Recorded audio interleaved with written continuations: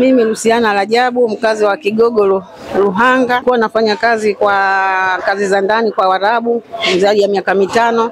Mei Mosi sikukuu ya wafanyakazi wote, lakini sisi hatusaminiwi wafanyakazi ndogo ndogo. Serikali inatunyanyasa na ukenda hospitalini tunanyanyaswa.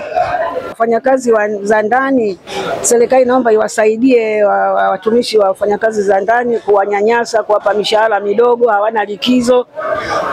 Akivunja vikombe wanakatwa mishahara, akivunja sahani wanakatwa mishahara. Kwa hiyo naomba serikali iwasimamie kuwasaidia hawa wafanyakazi ndogo ndogo, wasiwanyanyasi kupita kiasi. Kwa sababu mfanyakazi, wewe mama unafanya kazi ofisini, mfanyakazi wako wa nyumbani ndio anakulelea watoto, lakini ukirudi akakosa kidogo unamnyanyasa, unamtupia nguo nje. Inakuwa haipendezi kuwanyanyasa wafanyakazi zenu wa ndani. Mwaheshimu kama mnavyoheshimu na nyinyi ofisini kwenu. Bila hao wafanyakazi wa ndogo ndogo kuwaleleeni watoto zenu, msingefanya kazi, kwa sababu ukiondoka kazini mwanao atakana nani?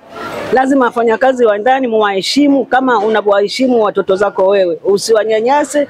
Kavunja kikombe unamkata hela, mtoto kaumia unamwambia mtoto umemwachia, unampiga, unamnyima mshahara wake, unamfukuza kama mbwa.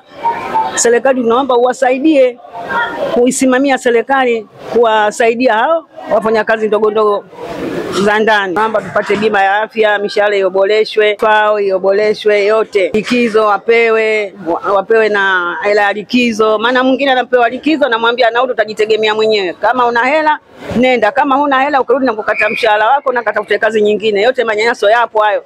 Kwa hiyo tunaomba serikali kwanza watizame hao watu waliowaajiri watoto wanaofanya kazi za ndani kwa msaada, mwasaidie na wao wenzetu. Kumbuka serikali na wadau kama kazi za ndani, msingi wa maisha na ujenzi wa uchumi wa taifa.